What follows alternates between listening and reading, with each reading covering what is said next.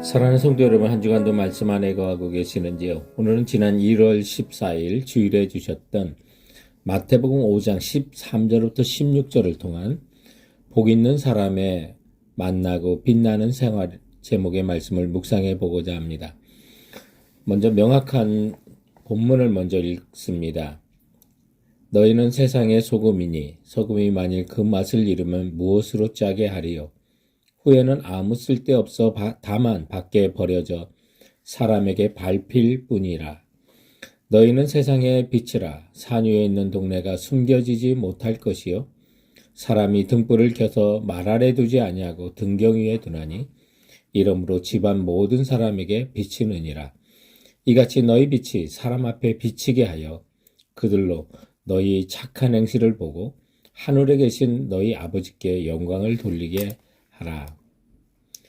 우리는 팔복을 통한 예수님의 그 인품과 품성을 닮은 복을 우리가 지난주 살펴봤고요.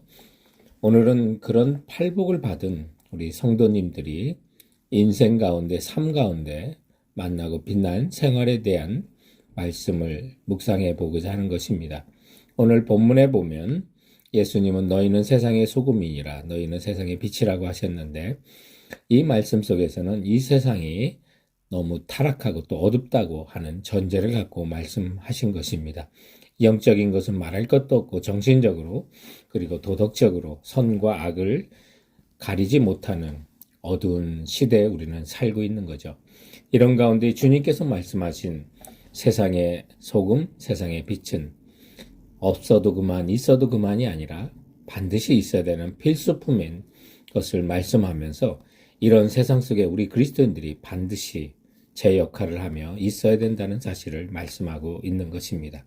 이 말씀을 통해서 우리가 이 세상의 부패를 만난 인생으로 또 어두운 이 세상을 빛나게 하는 우리 그리스도인들의 생활은 무엇인지를 예수님의 말씀에 귀 기울여 보고자 하는 것입니다.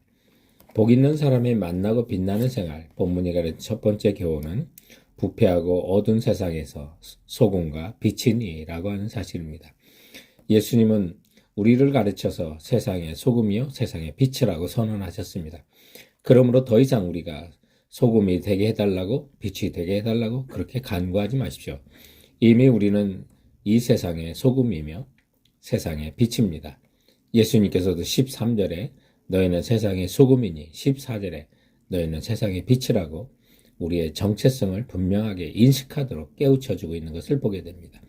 13절에 너희는 세상의 소금이니 라고 할 때는 이 소금이 음식을 맛을 내는 용도를 염두에 두었을 뿐만 아니라 소금의 짠맛으로 부패를 막는 기능을 예수님께서는 기억하시고 또한 말씀하셨던 것입니다. 그러므로 예수님의 제자는 진리를 따라 살고 세상에서는 방부제, 소득제 역할을 해야만 하는 것입니다. 또한 14절에 세상의 빛이라고 여기서도 너희를 강조하면서 말씀하셨는데 산 위에 있는 동네가 숨겨지지 못할 것이라고 해서 온 세상을 밝히는 빛의 존재로서 우리 성도들의 정체성을 선언하셨던 것입니다. 당시 이 말씀을 들었던 사람은 정말 가진 거나 기댈 것 없는 별 볼 일 없는 사람들이었는데 우리가 정말 그 당시 사람들에 비해서 빛과 소금의 역할을 감당하지 못한다면 너무나도 부끄러운 것입니다. 예수님만이 세상에 계실 때는 빛이셨습니다. 그러나 이제 예수님께서는 부활 승천하셔서 그 빛 대신 예수님을 구주로 모신 모든 사람들이 이 세상의 빛이라는 사실을 에베소서 5장 8절에도 이렇게 말씀합니다. 너희가 전에는 어둠이었더니 이제는 주 안에서 빛이라 빛의 자녀들처럼 행하라고 하셨습니다. 사랑하는 성도 여러분, 우리가 이 세상 사람들과 섞여 살지만 성도들의 정체는 세상의 소금이며 세상의 빛이라는 분명한 정체의식을 가지고 사시는 우리 성도들이 되시기 바랍니다.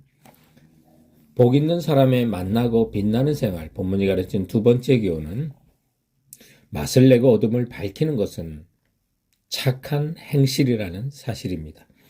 이제 빛과 소금의 정체성을 성도들이 확인했으니 이제는 이 세상 가운데 만나고 빛나는 생활을 어떻게 할까를 생각해 보고자 합니다. 우리는 더 이상 어떻게 하면 소금이 될 것인가 고민하는 것이 아니라 어떻게 하면 소금의 맛을 잃지 않고 살까를 고민해야만 하는 것입니다. 소금은 짠맛이 특징이죠. 그런데 그 맛을 잃으면 13절에 후에는 아무 쓸데없어 다만 밖에 버려 사람에게 밟힐 뿐이라고 말합니다. 이제 산에서 캐는 소금이나 사해 근처 토양에서 암염해서 소금을 얻는 사람들에게는 이 말씀이 잘 이해되는 것입니다. 풀순물이 많이 섞인 소금이나 염분이 떨어지는 소금들은 그냥 버려져 밭에 밟힐 뿐이라 하는 사실을 주님께서는 말씀하신 거죠.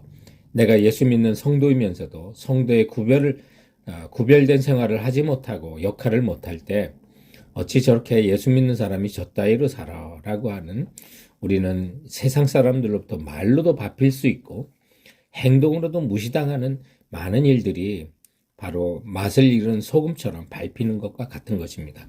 그러므로 불이 맛을 내는 소금이 되어 또 사시고 또 부패한 우리 공동체가 있다면 그런 친구들 사이에서 정말 선한 일로 정말 악한 일로 빠지는 일을 말릴 수 있는 그런 소금과 같은 성도로 사시기 바랍니다. 또한 오늘 본문에 보면 빛나는 생활을 해서 성도의 신분을 드러내고 사셔야만 하는 것입니다. 내가 믿는 자라고 하는 사실을 감춰서는 안 되는 것이죠.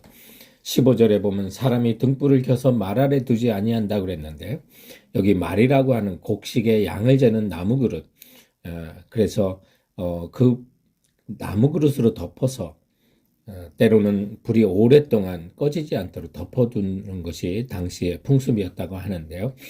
그것이 투명하지 않으므로 빛을 가렸는데 마치 이와 같이 우리가 예수 믿는 신분을 감추고 사는 것, 사명을 회피하는 것과 같은 것입니다. 보네포 목사님께서 보이지 않는 것으로 도피하는 것은 주님의 부르심에 대한 거부라고 했던 것처럼 성도 여러분, 우리가 드러내고 사시고 그리고 정말 많은 사람들이 볼 수 있는 그런 빛과 같은 생활로 해야만 하는 것입니다. 그렇게 빛으로 드러내는 삶을 어떻게 사는 것이냐면 16절에 너희 착한 행실을 보고라고 했습니다. 그러면 우리는 어떻게 착한 행실로 살 수가 있습니까? 디모데후서 3장 1절부터 5절에 세상 사람들의 모습과 반대로 살면 되는 것입니다.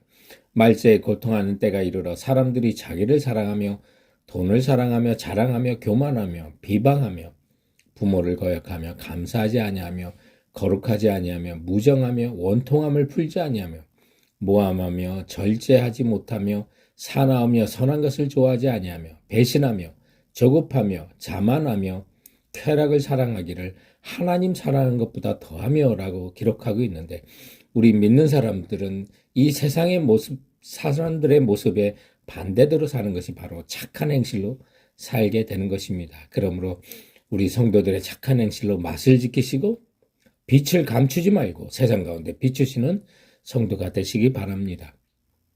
복 있는 사람에 만나고 빛나는 생활 세 번째 교훈이 있다면 가족부터 그리고 사람 앞에 하나님께 영광이 되도록 하라는 것입니다.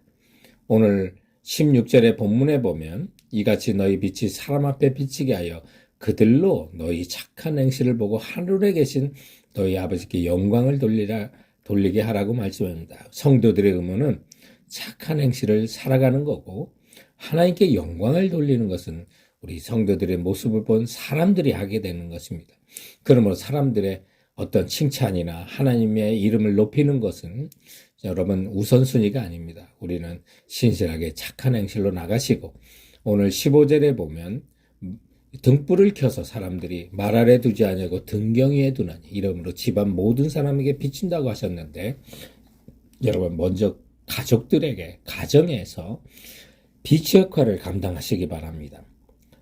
밖에서 비친 것 같은데 정작 가족에게 짜증을 부리며 집안을 어둡게 하지 않는지를 돌아보시기 바랍니다.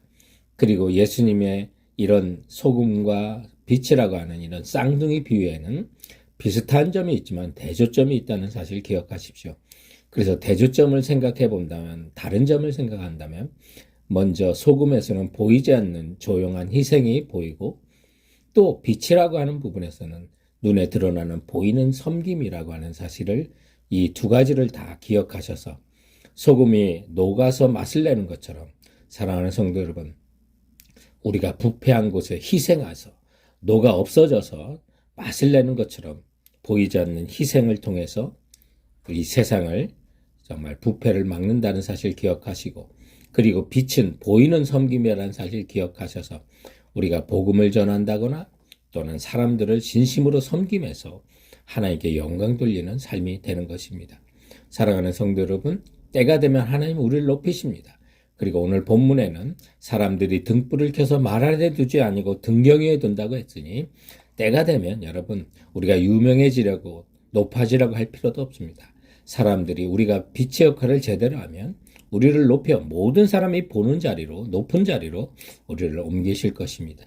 또한 사랑하는 성도 여러분, 어둠 앞에 머뭇거리는 빛을 본 적 있습니까? 빛은 언제나 직선자이고 그 즉시 또 퍼지는 것을 봅니다. 그러므로 오늘 주님께서 주신 이 말씀을 머뭇거리지 말고 즉시 순종하고 나가시는 성도들 되시길 주님의 이름으로 축원드립니다. 사랑하는 성도 여러분, 이번 한 주간도 주께서 주시는 말씀으로 승리하세요.